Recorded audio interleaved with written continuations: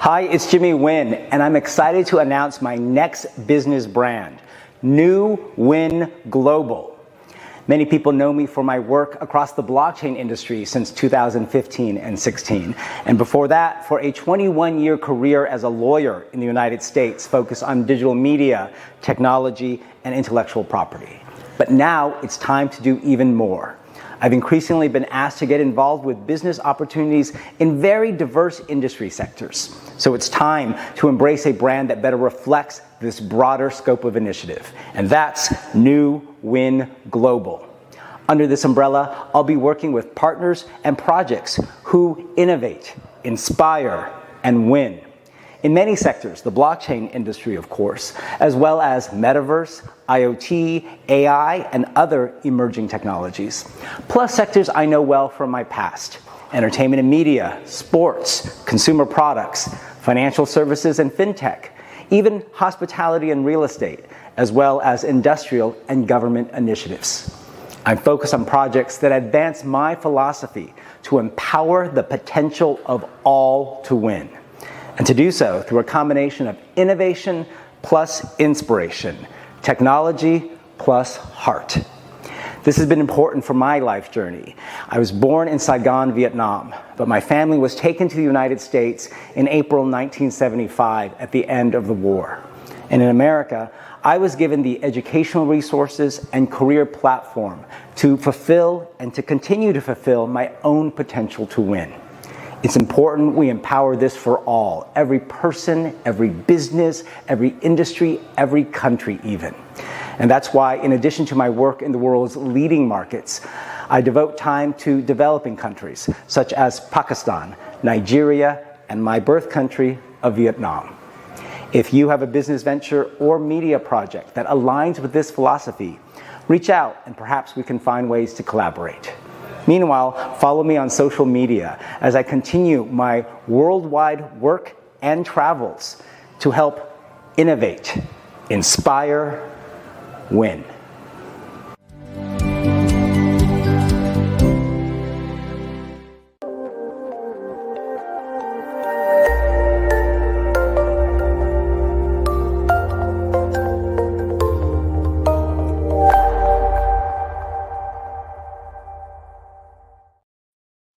Good morning, good evening, depending upon what part of the world you're in.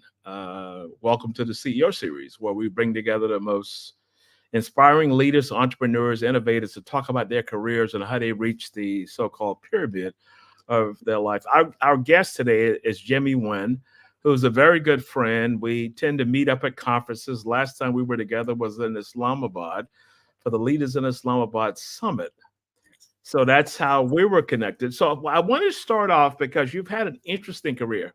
And when you told the story in Islamabad about the leaving Vietnam to come to U.S. as a child, it was so inspiring. There were tears in the room as a result of that. So walk us through that career journey. Well, good morning from not yet sunny Los Angeles. I'll be arriving to Dubai soon, so hopefully we'll get to see you there. So it's good to see you, Ron.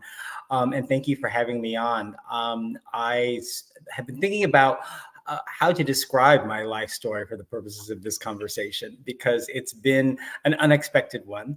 As you mentioned, I was born in Vietnam. I was born in Saigon, actually. My father was a federal judge in the South Vietnamese government.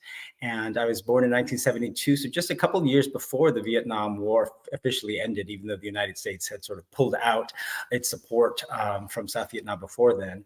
And Saigon fell in April of 1975. And my father, as a government official, was one of the many families taken out of the South Vietnam the night before Saigon fell. The government there knew it would fall the next day. The U.S. sent in aircraft carriers into Saigon Harbor to take out about 100,000 South Vietnamese people related to the military or government, something not really known to the public. They only see those images of the helicopter rooftop escapes the next day. Planes on the target, yeah. Yeah. So I was 2 years old, so I have no memory of it. I was the youngest child of four. And my parents were resettled with the help of the US government after stops in the Philippines and Guam to Southern California, being processed through the Camp Pendleton military base north of San Diego. So we ended up in Southern California, about 30 minutes south of Los Angeles, which is where I grew up. And the life I knew very early on was that we were different. We were one of the only Asian families in the town we settled into. I think one of only two Vietnamese families, because we were the very first wave of entrants from South Vietnam. And, I excelled in school. My father, I knew, was a judge. And so I always thought in the back of my head about going to law school. I was one of those kids who, was very good in school and a smart, excellent student. But I didn't have, like many other people have, that singular passion you identify one day. I must do this. And I ended up competing in speech and debate all through high school and college, doing very well, which is when people started calling me Jimmy Nguyen. As you can see, it's a variation of my last name because I used to win a lot of competitions. And a lot of people in the speech and debate world think about going to law school. It's a natural progression, right? The speech and debate community teaches people how to advocate, how to organize thoughts, right? How to collect information, evidence, and use it to make arguments. So I ended up going to law school and then was a lawyer for 21 years. And what took me into the tech world, which leads to this next chapter of my journey, is that I graduated law school in 1995, right at the height of the dot-com boom that was happening in Silicon Valley. And, I was young and precocious. I wanted to excel quickly. And law is one of those careers where you kind of have to age up in seniority before, now as I understand it, serious business people want to hire you as their lawyer for, big ticket, break the bank, bet the company type litigation and projects. And they're less likely to hire a 22-year-old, fresh out of law school, baby-faced, lawyer. But they were in the fields at the time of the new internet and digital media, because the older lawyers were not looking into that space or were afraid of it. And so that's what started my journey into the worlds of technology, which I still work in today. Wow. One of the things you glossed over, that you graduated from UCLA at 19 and you got your law degree at 22. The average person is going to flip. Their undergrad degree is going to be at 22. And not the other way around. Yeah, my nickname in law school is Doogie Howser JD, because I entered school, I was 19 when I entered law school. So I could not legally drink alcohol in California at the time until I was at least a second-year law student, which made it hard to go hang out and socialize with, my law school friends. Yeah, I can only imagine. So you told a story about when this is a story you told in Islamabad. And I'm sitting there listening to this, and you told a story about how you made a journey back to Vietnam after you had been in US, and a gentleman on the street said, "That's the little boy." And I looked around the room, everybody had teary eyes, kind of listened to that story. Can you give us a snippet of that? Sure. So I'm the only one from my immediate family who's ever returned to Vietnam. So I first did, just on a sort of tourism visit my native country trip, must have been over 15 years ago, probably about 18 years ago. And I speak very rudimentary Vietnamese. So we had a tour guide, with us who was an interpreter. And this is a long time ago where Vietnam is less westernized than it is today. It's much more English speaking today. So we had a translator with us. And while we were there, I decided to call my, family back home. And I talked to my sister. I said, you know what? I should try to find our parents' home from years ago. And so my mother gave me the address that I wrote down. And it was a little difficult to find, because what we discovered is that when North Vietnam took over the South, they changed a lot of the street names. So we were looking around this area, couldn't find it. Our translator finally asked an old woman sitting on, a stool on the street in Vietnam, a very common scene. And she said, "Oh, yes, it's actually this street. They changed the names." So from my memories of the pictures that my parents have of their home, it's just this sort of kind of almost like what we would think of as a townhouse, where there's not separate yards, right? All the homes are sort of, next to each other, connected. And it was just down a gray alley-like street, very narrow. We walked down, and even the numbers had changed. So when you walk down the street, there were 2 numbers on each front door. The old number and the new number. And then we found what appeared to be the house with the number on it. And a woman came out and just sort of stood there with her arms crossed and didn't say anything. And I was sitting there wondering actually if she thought I was here to take back the house, decades later, because she asked what we were doing there. And our translator said, oh, our family used to live here before the war ended. And she said my father's name. So this is decades later. So she even knew, so I, of course, didn't have any intention of doing that. I just kind of wanted to see inside, but I was afraid to ask. And then as this was happening outside, this old man from the home right next door comes out onto the alley and says, what's happening, in Vietnamese? And our translator says, oh, his family used to live here before the war ended. And then he's the one that just took one look at me without saying anything else and said, you were the baby. To give you background on this, when Jimmy told his story in Pakistan, everyone in there, for the most part, had this feeling of the way that you presented that story and coming back and what your family faced, and you go to the US and completely starting over, made a success, and then you coming back to where it all started from. That was a complete circle. Yeah, it was. And what was interesting is then the old man said, I always wondered what happened to your family, because they were good friends as neighbors. And he said, your father had to get out. He said it would have been really bad for him had he stayed.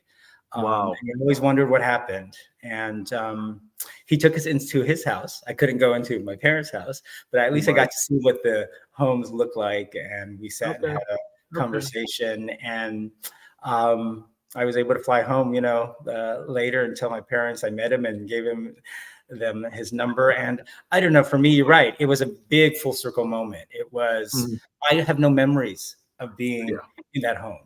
I have only pictures from an old photo album that my parents were able to take out of Vietnam, because they left with a baby in each hand and one bag of clothes. That's all they left with. And to go back, at this time I was a lawyer, I was a partner in law firms in the US. It's very humbling, especially to see the smallness of the homes, the narrowness of the alleys. And my parents were fairly well off by Vietnam standards at the time. But it's such a different life. And it made me realize, but this is not, just hypothetical. People think about, oh, how my life could have been different. But for historical twist of fate, that's where I would have grown up. Maybe not necessarily bad, but that the life I know today, people like you I've met across the world, I would not have met. The professions I've had, the opportunities I've had, would not have happened. And I had this moment sitting there like, this could have been my life growing up. And I'm the person who I am today, I wouldn't know.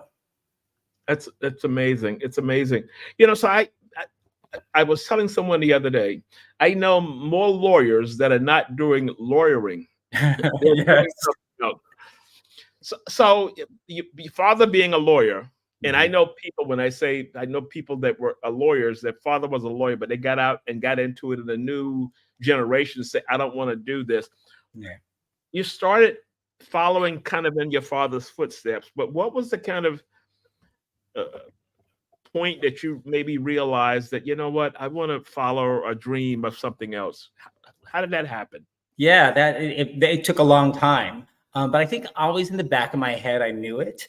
When I look back at my life, and to anyone who's struggling with figuring out what to do with their career, the lesson I've learned from life is it's always okay to not fully know the answer. I think when I was young, because I was a very excelled student, I'm expected to know the answer. And I was making decisions about going to grad school, right? I knew I wanted to go to graduate school. I was having to decide what to do about graduate school at 17 and 18 years old. Right, because I was graduating at 19, so I had to start taking LSAT exams and applying to law school at 18, right? And in hindsight, no matter how academically gifted someone is, people don't really know what, they want to do with a career at that age. And I would tell any young person that as well, who is, struggling to feel like they need to find the answer. And so I chose law because it was a logical choice at the time, given what I was good at, and thought about it because of my father. And I do feel and I can say it now, that there is a part of me that chose law to help finish his journey. He grew up from a very poor family in Vietnam, got himself educated, became a judge in Vietnam, sort of rose remarkably out of basically peasant, poor village life to become a federal judge. And he was only able to be a judge for a few years before the war ended and we had to leave. And he tried to take the California bar exam when he arrived in the United States with the waiver of the educational requirement, given his doctorate degree in law from Vietnam, but was never able to pass because it's such a language-based exam. And like, for example, some doctors I know from Vietnam were able to pass medical boards in the US and become doctors again. But law is just, I can't imagine, for example, taking a bar exam in another language, right? Exactly. It's very difficult. So his first job was being an orderly in a nursing home, cleaning bedpans. And then he took other odd end jobs, and eventually he worked for the US Postal Service for decades until his retirement as a mailman, and then working in the postal office. And he never complained, not once. But he always, I knew, wanted one of his sons to be a lawyer. My older brother did not become one. And so I did, I think, partly to, make your parents proud and finish a journey that I think he wished he could have really fully realized. And then once I got out of school and into law practice, I had opportunities to go work, for example, in criminal prosecution. I did very well in criminal law in law school. So my professor said, "Oh, you should be a criminal lawyer." And so I had offers to go work at the district attorney's offices to be a prosecutor and at private corporate law firms. And I wasn't really sure I was in love with criminal law. And to be blunt, private law firms paid better, right? And, it was my first jobs out of school. So I went into the private firm route. And it's interesting. You get to work with interesting companies in a diversity of areas. But honestly, you find out pretty quickly, it's kind of boring. And I think this is why so many lawyers who, once they practice, they leave law. They go, "Oh, this is just a lot." I was a litigator at first, right? Which meant a lot of paper just moving across my desk and writing things with lots of big words and fighting over document production, because that's what you don't realize when you're a young lawyer. Oh my God, most of my life is fighting over discovery in litigation, which is why at least finding the internet, digital media realm quickly and seeing as that was a way to make myself differentiate in the marketplace, at least got me to be working on at least an area I was more interested in. It was new, it was different, right? It was hot. And got me to interact with entrepreneurs and business people who were in this, exciting area. But otherwise, I got to tell you, Ron, if you haven't been a lawyer, it can get really boring after a while. Do you know how many 25-page legal briefs and 30-page contracts you can write in a day? Yeah. Fun. But I stayed in it for 21 years. Okay. Succeed. I felt like I checked off the boxes. This is another thing I learned about myself career-wise. I was the kid who was good at excelling at goals put in front of myself and checking off the boxes at school and in career. All right, I became a lawyer at a big law firm. Now I want to make partner. Now I want to grow my client base. And because I moved into this digital media, digital technology area, I sort of gathered an instant identity for myself. It allowed me to generate clients at a big law early on as a young lawyer, which is very rare. And because of that, it allowed me to shape and control my own destiny within firms more than most young lawyers and law partners are, who are sort of dependent on senior partners for business. And so that's the only reason I think I stayed for as long as I did, and was a partner by the end of my career at 3 of the major US law firms. So you saw that niche and you followed that, and digital was possibly coming up as a new thing. And as you said, the demographics of the partners were older and they weren't even connected with that. So you saw an opportunity and you said, let me explore this. And that has defined my career. My career has always been, as well as part of my personality, about doing what's different, doing what's new. And I think that's born out of my immigrant experience, always being different, I'm an immigrant, racial minority, gay kid who grew up in America at times when those concepts were not as widely portrayed or discussed in media, right? Growing up, the only Asian person I saw on TV is Connie Chung. I'm sure you and I are old enough to remember. Yeah. But the Asian and diverse representation we see in media, in business, did not exist then. There were no gay people on television then, right? Yeah. Talking about immigrants and refugees was not a thing really discussed, right? And so I always felt very different. And I learned over the course of my career that instead of running away from that, as many people often do, trying to fit in like everyone else, which I tried to do for a long time, then I had to realize, oh, that doesn't really work. You just got to be exactly who you are. And if that means being different, be different. And so the internet, digital media emergence gave me an opportunity to excel as a young lawyer quickly, where people needed someone like me with expertise. And the older lawyers were not interested in it or afraid of it. Same thing that's happening now in the blockchain world, by the way, and other technologies. And then it led me to get reinforced in my head, oh, it works to be the one that's unique. It works to be the one that's doing something different and not doing what everyone else is doing. You are dropping so many nuggets, the uniqueness of that, being authentic and figuring out who you need to be to feel comfortable in your own skin. And I think this is a whole nother discussion we won't go to. And I think a lot of younger people need to realize that and listen to what you're talking about, because a lot of these younger generation, the younger DNA, even inside of an organization, are feeling kind of left out because they don't feel a part of it. Correct. And there's this tension, especially when you're a young professional, of wanting to fit into the corporate culture, right? Please the boss, right? And sometimes from an HR management standpoint, because I know I've had to manage and lead big departments and groups of people in law firms, right? I was the vice chair of our IP litigation group at a big firm. So I used to have to do things like performance reviews of like 100 plus, attorneys a year and give them reports about how they're progressing towards partnership, right? And so there is very easily this tension of, well, you're not doing what we expect or what our firm or business culture, organizational culture is. On the flip side, there's the other party that knows we need to encourage and empower people to achieve excellence and the organizational goals while being and performing exactly as who they are. I'm sure that as you're a global speaker, we've been on the same stage in Dubai and Pakistan, that you run into young lawyers are struggling. Yes. Trying to figure out what's my version 2.0, because I know 1.0 ain't getting it and I need to figure something out. Yep. What advice would you give a younger attorney who's in a situation, maybe because his parents were a lawyer, his grandparents were a lawyer, he chose law because of a family structure? Yeah. By the way, I've been asked this question now, not just by lawyers. Of course, I get asked by lawyers, but even in Pakistan, at the event I met you, one of the staff came up to me and asked me, how did you change careers? I'm thinking of doing the same. I have doctors. A lot of people go to medical school for the same reasons, right, and stay. So it's not unique to lawyers. Here's the advice I give people. And it's something I did myself. Take out a little book or journal and start writing notes to yourself about things you like to do and are interested in, and a separate list of things you don't like to do or are not interested in, without thinking about what job I want. I think part of the challenge when someone is trying to make a big career shift is being focused on, oh, what other job should I get or do?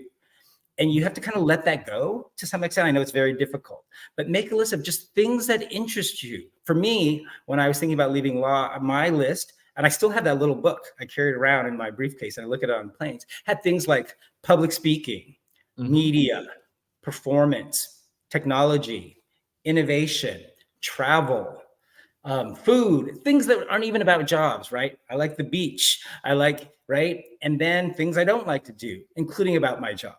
And then over time, the answer will not be obvious. But what I saw for me is that certain commonalities started bubbling up that formed the shape of a career path.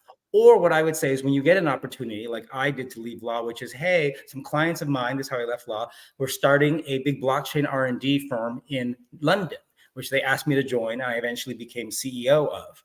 And what I did was, that wasn't the obvious choice for me to go right into the Bitcoin and blockchain world. I knew some about it, but at the time wasn't the super expert. But what I did over time was look at those lists, and think, could I use this next opportunity to do more of the things on the list I like to do and fewer of the things I don't like to do? Yeah. And so I started shaping an opportunity that was presented to me, and have continued to do so, to focus on the I like to do list and less on the I don't like to do list. You'll never have a job with things where everything you do is everything you love. There's always things about any career and job where you have to negative. But it's about maximizing the time and energy you can put into things you like to do more, and using that to shape a career path. So that's the advice I give people. It's not, make a list of 10 jobs and think which one you want the best, right? It's more about going back to the heart of things we should have asked ourselves when we were young. Well, what are things I like?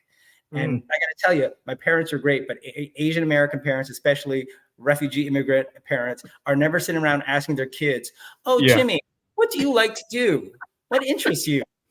It's like A's to me. I know. I know exactly what you mean. So it's like a friend of mine was telling me, out of India, he said, when you come growing up, you're going to be an engineer, you're going to be a doctor, or whatever it is, accountant, or whatever it is, and that's just what you go for. And people make those decisions. But one of the key points you mentioned is the journaling aspect, because I'm a journaler. I tend to write things down when I go to bed at night. I've got the pad next to me because I may think of something in the middle of the night, and I'll make a note of that. And so if you're trying to say, not getting this, one side says look for the job, the other side says what do I enjoy doing? That's a totally different concept. And I think for younger people, I think they need to realize that that's not your only option. You can try and figure out something on the other side.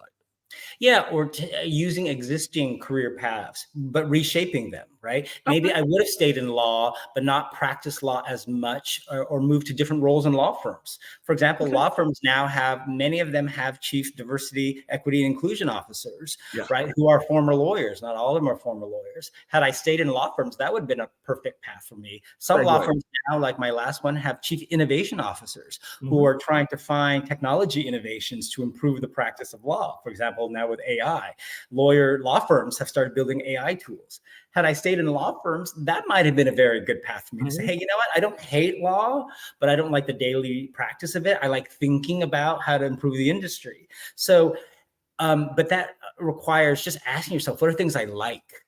That's what I really encourage people. And the reason I encourage the journaling isn't because you need to always look back at it, even though that's helpful. I find that there's something that changes, an aha moment for people, as Oprah Winfrey would say, when you write down and articulate something out loud in paper form, in print form, that you've always thought in your head, and maybe we're afraid to say. Yeah. That pad is with me if I'm in the car, and I have all these, and I could go back and look. I said, no more, move on to something else. And you keep trying to change this around. So when you think about the journey that you've had, and you've had such an amazing story, this is why I said, I was so glad to have you on as a guest in those key moments. So when you think of your father being a lawyer, and he was able to come over and he started a job that a lot of Americans would have never even considered. Yeah. Was there a learning point from that as to you have to do what you have to do, as my father would say? Growing up, it's funny. I talked to my parents today as an adult about much more personal life things than I ever did as a child. And that's a regret I have. We didn't have that kind of relationship when I was younger. And it's not anyone's fault. I think there was a communication gap. I don't speak Vietnamese that well. They speak English, but not super well. And it was just it's a cultural thing. And so to be honest, I never really thought about that when I was younger, about why I did the things I do professionally, because we never really talked about it. I just knew that my parents expected and liked excellence and hard work. They were a big fan of whatever you're doing, do it well. My father was delivering mail. He took great pride in always trying to be on time and getting the route done, like those little things, right? My mother then also ended up working for the U.S. Postal Service inside one of the post offices. And she took great pride in just doing her job the best and fastest, even if no one else really noticed. And to me, I think that is the biggest lesson I learned from them, that whatever you do, whether it was cleaning bedpans, as my father did when he first arrived in the United States, or working for the Postal Service, or for me, eventually becoming a lawyer, just do it the best you can and work hard at it. And don't be, they don't like lazy people. That's one of their big things. If people are slow and lazy, they like people who get things done quickly. And that I noticed that in myself. And more importantly, I noticed that in how, when I've been a manager of large groups of people and supervising people, I noticed that tendency myself. I keep thinking, oh my God, I'm just like my mom and dad, where if someone is like, I can tell they're not trying hard or not delivering, a lot of effort, or a little slow on things, it annoys me, and I have to kind of walk that back into my head. But I would say that is the biggest influence they've had on me professionally, and how I think about careers and work, which is whatever you're doing, even if you don't like it, do it well. Yeah. Because I give this advice to other people as well. While you're in a job, even if it's not your dream job and you want to leave, do it the best you can, because you never know who's going to notice that you're doing well or trying hard. And a lot of the best opportunities that have come in my life have come from people in areas I never would have expected or wanted to work in. They just noticed, wow, you seem really good at that. My opportunity to leave law to go into the Bitcoin and blockchain world came from clients, including one in particular who was my client as a lawyer and used to tell me, Jimmy, you're my favorite outside lawyer. You're our best. We love to call you. But as your friend, what are you still doing in law? And he saw in me the ability to do many other things. And when he asked me to leave my law firm partnership life to help with this Bitcoin and blockchain business, I said, I think you have the wrong guy. I know about Bitcoin and blockchain. This is back in 2015 when it was very fringe, super fringe, right? And I said, I don't think I'm the right person for this. He said, it doesn't matter that you don't know. You'll learn. You're really smart. And it was because I just impressed him on an ongoing basis with our years of work about completely unrelated things related to technology. So it wasn't completely unrelated. So that's my other advice for people, which is, even if you don't really like what you're doing, try to do it as well as possible, because people notice and that reputation follows you. One of my key points is that you never know where it's going to come from. You never know where somebody's sitting in a meeting and they can mention something, or someone would recommend you for things. And I've seen it happen so many times. I want to do a quick shout out to some of our guest regulars too. Hudson Lee says hi. My good friend out of Texas, John South, who's a regular listener, he has his own career website, and he's kind of transitioned from a news reporter, and he's done amazing things about people guiding their careers and all these kinds of things. And my other good friend, Tommy, who was in Nigeria, was one of my clients in Nigeria. He's now in the UK. So it's always good to see people, logging in from all parts of the world. So I'm going to go to Nigeria in a few weeks. So if he was there, I would say hi, but he's in the UK. No, he's there. He's in UK now, getting set up now. He was a chief human resource officer, and he brought me in to work with, one of his HR team. Right. So you talked about the important influences. So your family's made a huge imprint on you. Who else would you say that made an imprint on you, that some of those learning lessons that you still kind of refer back to? I think my college speech and debate coaches and my high school speech and debate coach, because they not just taught me how to be a better public speaker, but when you're young, they give you confidence, right? People like that give you confidence, and allowed me to really blossom a talent I have that I'm now known for across the world as, an excellent public speaker. And it's allowed me to get a lot of business opportunities. Hold it for a second. Yeah, you are a good public speaker. So I've been in your audience 2-3 times. Yeah, so you're cool. Thank you. So are you, my man. So are you. And so and then beyond that, I would say the people who really helped me were when I first started practicing law, two law partners in particular, one who's now passed away, one who's just retired, who sort of took me under their wing quickly. They're like, oh, he's really good and smart. And I became sort of the protege as in their litigation department. They sort of taught me the very first beginnings of what it is to be a lawyer and to be a good lawyer. And then after that, one particular woman who I have to give a shout out to, Sharon Barner, who's now the chief administrative officer, I believe, at Cummins, which is a big company in the Midwest in industrial areas. She was the chair of the intellectual property department at my firm at the time, Foley and Lardner, based out of Chicago, an African-American woman and one of the few African-American equity law partners in the country at the time at big law firms. And she sort of found me at one of the firm retreats and said, hey, you need to come in my sort of, circle. And she's the one that tasked me with one of my other friends and law partners with being her vice chairs, and really is the one who helped ascend me into leadership and management at firms. And even years later, she became deputy director of the U.S. Patent and Trademark Office under the Obama administration. And when she left that role, actually, I believe, I don't know for sure, she's the one that actually recommended me for consideration to be the next in line to take the role. So I actually did some interviews for that, did not end up getting the position, but it started my period of time considering other government, service options for a while. So people like that really, I would say, helped me at pivotal moments in my career. First, when you're young and learning skills and confidence, first out of law school, just learning how to be a good lawyer because they believe in you, that they take you under their wing and give you extra attention and time. And then Sharon Barner, who really then said, you're good as a lawyer. We think you can be a leader, right? And then sort of tasked me into this world of management. And then finally, the person I mentioned was my former client, who's the one who believed me enough to say, get out of law. You're wasting your talents just being a lawyer. Here's this opportunity to get into the Bitcoin and blockchain world. Come work with us. And then that has started my now 7-8 year journey to become, one of the global leaders in Bitcoin and blockchain technology. Yeah. That's amazing you told that story, because I was telling someone the other day that I think one of the reasons I really became kind of I hate the term thought leader in this space was that I worked for a boss that was so bad. And I said, I realized the potential of human resources.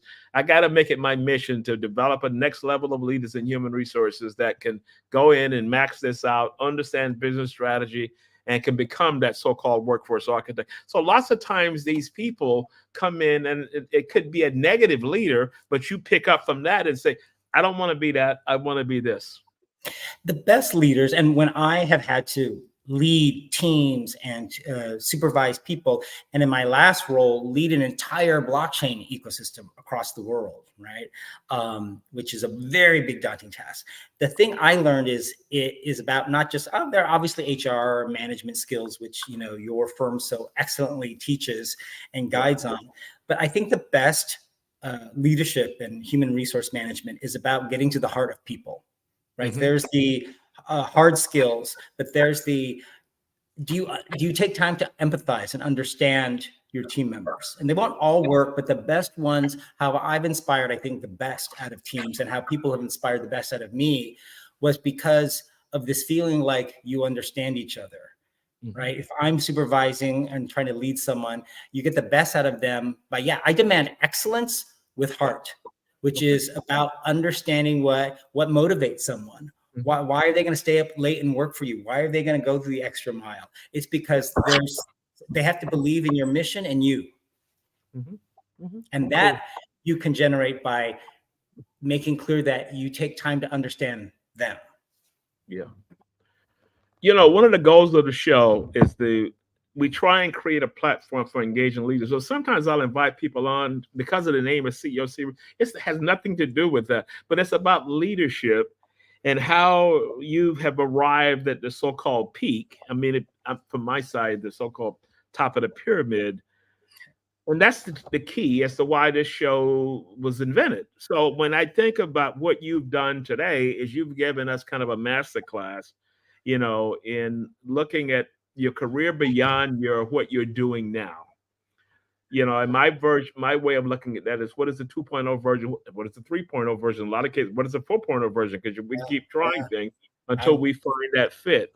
So what would you like to leave with our guest today, as to being on the show and talking through your philosophy of life as it relates to careers? Well, I've been thinking about that a lot myself recently, because I'm now starting, I guess, my 3.0 career. Last year, I left my last role as president of one of the global Bitcoin and blockchain associations. I'm still working in the industry, but now I'm working just for myself. So I've been president of a tech firm in blockchain, Nchain, president of an entire global blockchain organization. And now I'm CEO of my own business, which is building a whole network of partners across the world to deliver products and services in blockchain, AI, Metaverse, and other emerging tech. So I'm going beyond blockchain. And when you work for yourself, as you know, you have to really ask yourself this question: what do I care about? What do I want to do? So I just had a birthday, just turned 51 last week. So I'm not old, but I'm not young. I'm not the young kid I know. youngest in the room anymore, especially in blockchain. They're all like, 25 in crypto these days. But luckily I still look young. And so I have asked this a lot about myself, and it started going back to the heart of, what do I care about? As I'm now making a third career, this is not a career change, it's a career phase change and difference. I'm asking myself to remind myself and the people I work with the things that are the motto of my new brand, New Win Global, which is to innovate and inspire. And with that, you can achieve wins, to do things differently and to strive for introducing difference into organizations, technology, business, to not always do things the same, and to do things with heart. I find it's really important that whatever I do, that I'm inspired, that the work I put out to the world inspires other people, the speeches I give, the supervision and management style I apply with the team members I work with. I think that's the magic combination that has worked for me. Innovation, inspiration equals win. Okay. That's cool, man. So thank you so much. I know, what time is it in California now? It's coming up on 7 a.m. I've been up since 5 a.m., which I wouldn't do for any other person except for Ron Thomas. My man, thank you so much for being a guest. The sun is starting to come up. Thank you so much for being a guest. And as I said, you gave kind of a master class, because your story is so phenomenal. I've never heard a story like that. But you shared how you started from here, below the line, and to achieve what you've achieved. So I'm sure you've given a lot of inspiration. We'll do a rebroadcast of this on Wednesday. So thank you so much. Hang on as we begin to close out.